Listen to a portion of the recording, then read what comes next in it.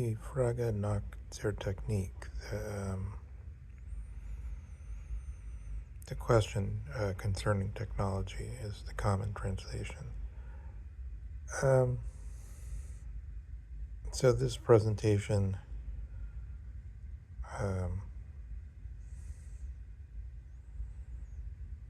remembering that we're dealing with the problem of presentism always,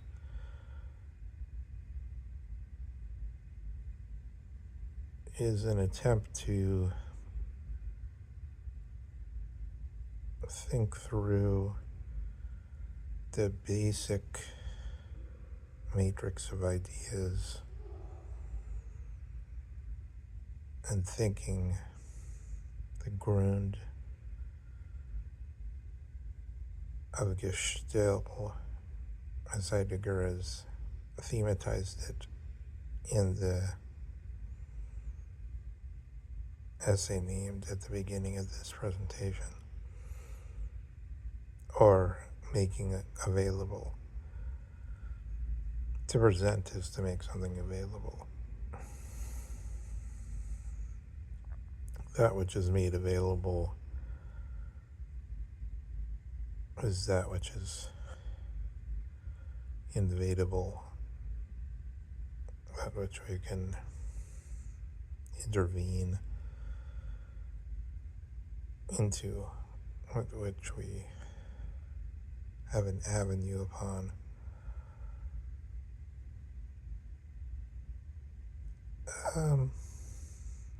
The first part of guidance of this notion of the so-called enframing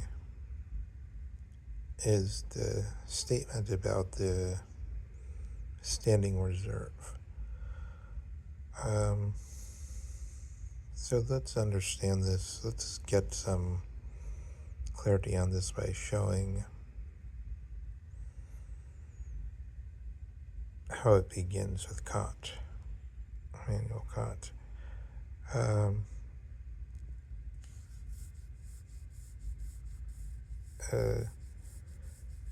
So Heidegger takes the notion of the Überhaupt, which in standard German is just to say the general. Take something, Überhaupt is taken in general, but literally it means overhead. So as though to say the stock in a stock room or in a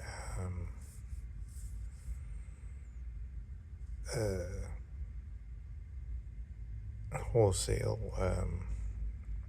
warehouse, or in the back room in a retail warehouse. There's some kind of thing shoved on shelves that aren't right now being used. Things standing overhead, the standing reserve.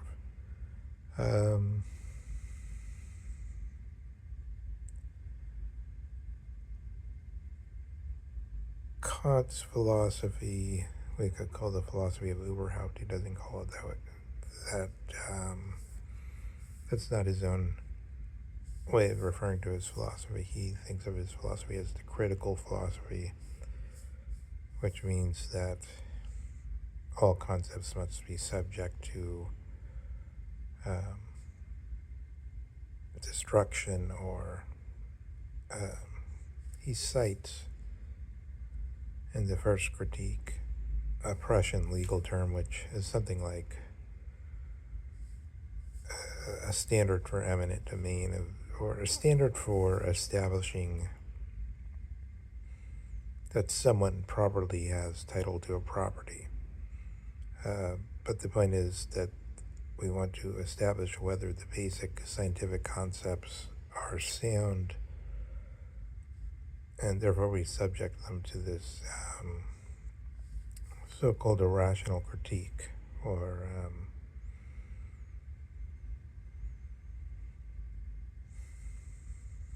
destruction. So there's just parenthetically, there's this move from Kant's version to Heidegger's, and then for people who are interested in. It's much less important, I think, in the Derrida version. And of course, because there's such a paucity of good thinkers, um, the Derrida version is worth going into if one has the time. I would only comment that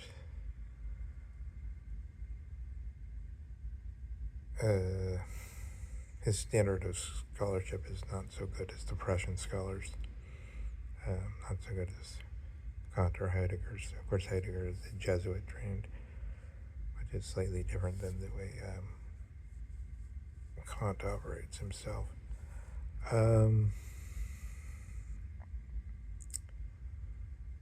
Let's look at an example that brings it into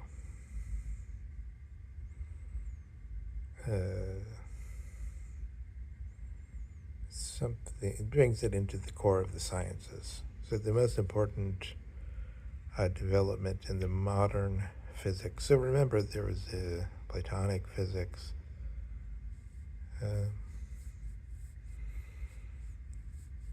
Timaeus, for example, and the Aristotelian physics, of course, which is the most important. But there was also Epicurean and Stoical physics and some other theories for 26, or let's say for 20 centuries or whatever, 22 centuries. Francis Bacon self-consciously, because Aristotle was in power, the most powerful physics going down to the time of Descartes or so.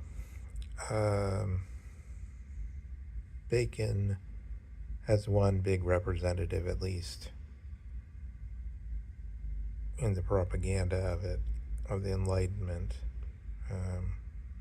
Ernst Gellner, for instance, is a good, strong social scientist, used to say, well, look at it this way, we've had 300 years of really strong propaganda for this stuff.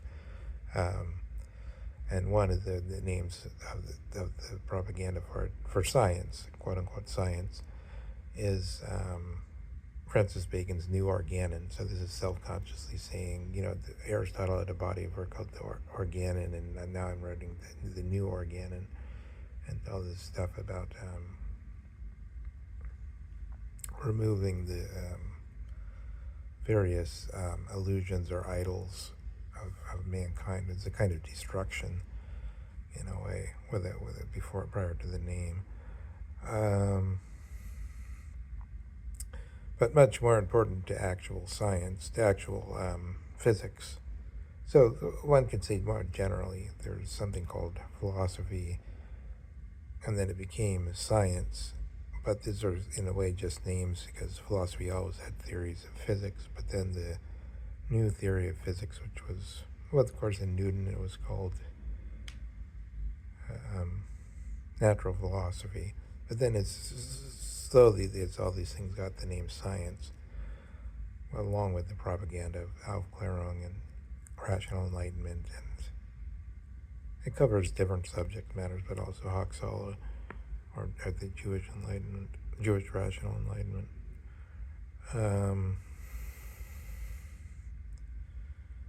We get the most important idea, which is the Galileo's Gedanken experiment, or thought experiment, of the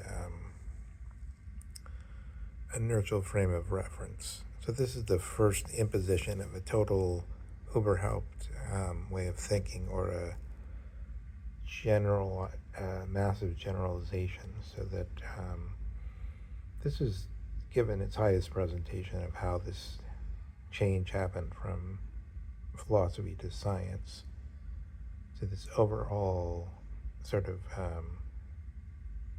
basically, in the retarded later, our own time, we get the stupid Matrix movie, that this, a grid, Cartesian grid or whatever, but instead one's, the binary computerized grid put over everything, and then everything treated as a standing reserve. But the original version is the inertial frame of reference, and then, of course, so we have this propaganda version. There's some bad historian around 1900 that he took some of the first photographs of the moon, and he was all hot on his chemical photographic processes, and he wrote this propaganda book about Galileo, which we still have this notion. And then more imbecile people like Dawkins and so on. Richard Dawkins. I mean, if you listen to Dawkins, there's like a few things he can recite intelligently about the history of the theory of evolution. I could tell you that there's a guy called Hamilton that comes in and shows that the technical notion of fitness is profoundly unsound. But it's mainly like you get the impression that most of these guys are just repeating a textbook that they haven't, in the Schopenhauer sense of what is thinking for yourself, that they haven't thought through for themselves. They're just Barnum and Bailey type, Trump type of people. Worse than Trump, really, because they're just repeating, arrogantly repeating something they have on authority. At least Trump is creative after a fashion in his own manner. He's kind of doing his own thing in his own, low, cunning manner. In my opinion, introducing corporate business practices and superimposing them over the practices of political government. But that's beside the point. Or is it? I mean, things are all, we should always remember this. Things are, so far as we're making connections, are all connected. But what is the main thing with this Galilean idea? The problem was, in Aristotle, you go around and you look at stuff. Like, it's a tree or something. And then you say, you try to find out what the properties of a tree are, and you make observations and so on. And the problem the church actually had with Galileo, aside from the problem that, it was during the 30 Years' War when millions of people were being slaughtered, wholesale, extirpated, actually, not just, killed whole. But it was a terrible time, right? And what had really happened to him is all he got he was a pal of the Pope. He got under house arrest in his nice apartments. But so I'm just trying to say that the common story that we all have, the Tasman version, is manifestly false, and all you have to do is look into it. But who has time to look into all these things?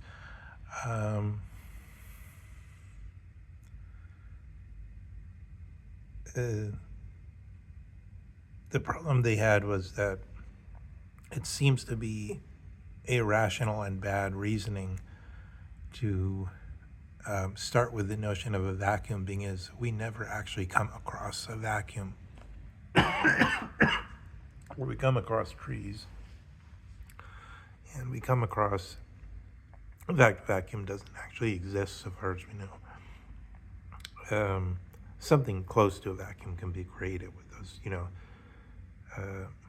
feather and bowling ball falling at seemingly the same, more or less for all practical purposes, at the same speed. That's true. But you never come across something like that if you're just walking around, right? It has to be created. So this is the problem. It seems to be a pernicious form of reasoning to introduce something that you never come across, the extreme outlier case, and then make it the principle of everything. So that was Galileo's revolution. To introduce something that was considered extremely bad reasoning and then use it as the beginning of a physics, and that still holds today. Although it's less important, I think, because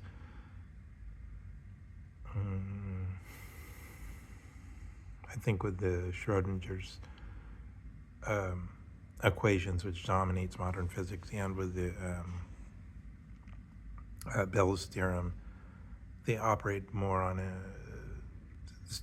simple statistical model in Bell's theorem. It's like these are the possible states that the electron or photon can be in, and then we can prove that it's statistically more likely that this will happen if this has happened before, or something like that. But anyway, the modern physics, Newton's physics, at least we could say, and still Einstein's physics, and the modern physics in general, is on the basis of inertia. Is the first. It's kind of the foundation, the inertial vacuum, and the frame of reference. Yeah, in Einstein still, you have to think about a frame of reference in order to say the relativity theory is all about the relativity of different frames of references, and then you say, what's my velocity? And you say, relative to the speed of light,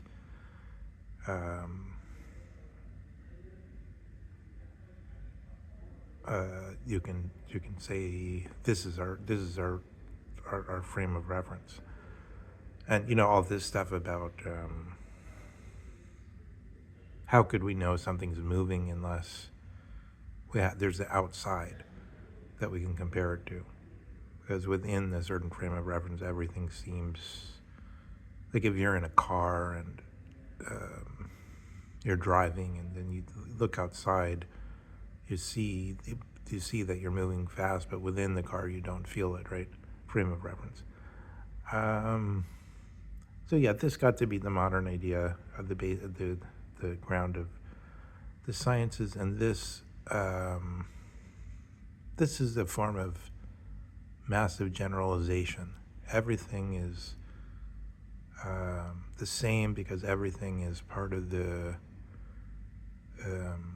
Everything is taken from the point of view of that everything is a vacuum. It's to be judged against a vacuum. So it's like you could say this room here with air pressure in it is so much different from a vacuum. So that's a new foundation, and so far as this is taken as the highest form of knowledge, and you could see this is very remote from anything human, and so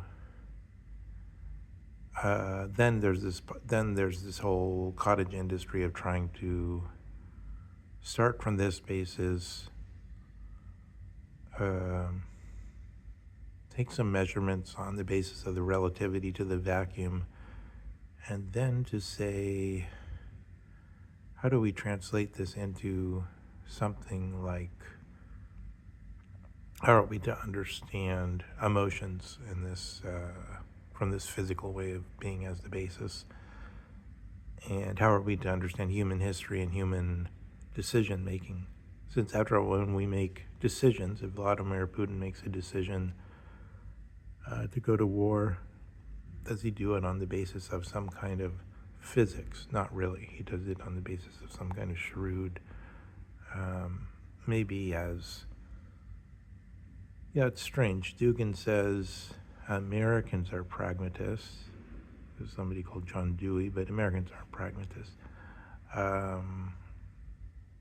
Dewey's version of pragmatism is the so-called instrumentalism, but it's actually that Vladimir Putin is an instrumentalist and therefore a pragmatist, and Netanyahu is an instrumentalist and therefore a pragmatist. But even then, that just means that they're trying to do things that work according to their normal historical understanding of the world. This is how people, maybe a psychological understanding, but it has nothing to do with fundamental physics, right? But you have to ask yourself, how does a human being make decisions? Could it be shown in fundamental physical terms? And Gestell has to do with saying, ultimately, this is the way the sciences are trying to get us to understand everything and to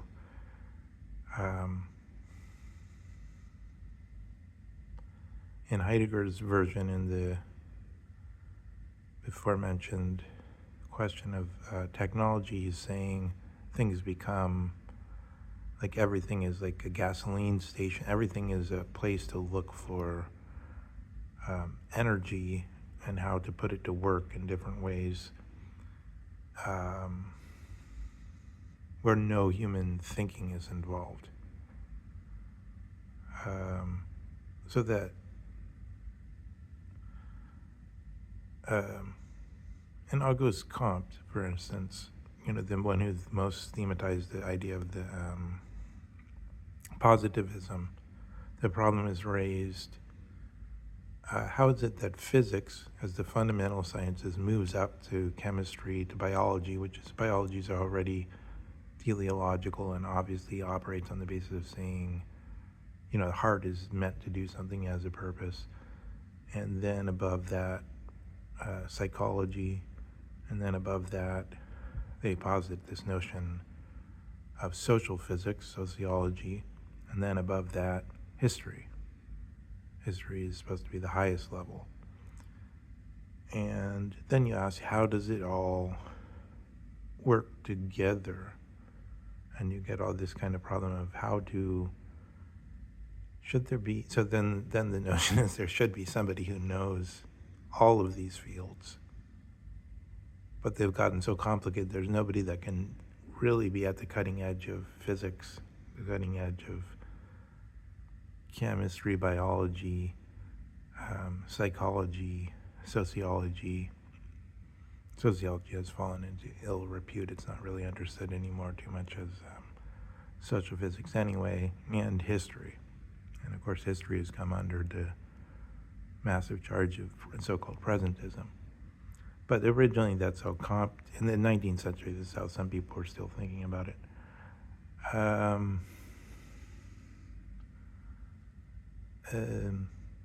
So the claim about Gestell and the technological essence is the claim that this is still the most dominant way that we're thinking. And I wanted to add that whenever we talk about IQ, IQ originally, I know there's some relative of Darwin's who was using this, and then Binet in France had originally come out with this notion because his notion was at the beginning of mass compulsory education. He wanted to identify people who were a little bit behind and say, these people, let's give them extra help. And so we should have the IQ test to see who's a little bit behind, and then we can give them extra help and they'll catch up. That's not mostly how we think about IQ tests today, I don't think, except in the American military to some extent they do think about it that way, and apparently they get good results by doing it in that Binet way of just using it to say identify who could benefit from extra attention or from extra resources going into their education, just because they're somewhat behind because of their background. It's tend to be more essentialized than people say, oh, they take the IQ test when they're very young and it shows their capacities. These are, in my opinion, it's mostly military, so it's because they started backing World War I. Nobody cared. Still, by World War I, people didn't even care that much about applied math for weaponry, but they cared a little bit because the ballistics was an advanced science, but not that much. But after World War I, between the wars, more and more mathematics was pushed because it was realized how important it was for building weapons. So that became standard in the schools, and of course, even though most people didn't get that far, that of course that's the same with any subject. Only 1 in a million people get really good in any subject, whether it's any subject, architecture, music.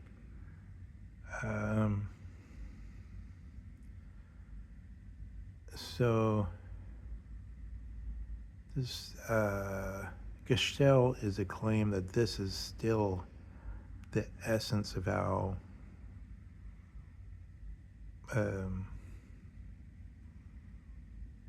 everyone, without exception, is acting to what's the most important thing, and what is knowledge, to what is knowledge, and therefore to what to teach in the schools, and et cetera, what to put the resources in. And this is basically knowledge understood as, when it's interpreted as technological essence, and as that involving no thinking at all, but involving operativity. So, okay, let's leave it at that, as just a meditation, remembering that the guys that claim to be most operative are Netanyahu and Putin.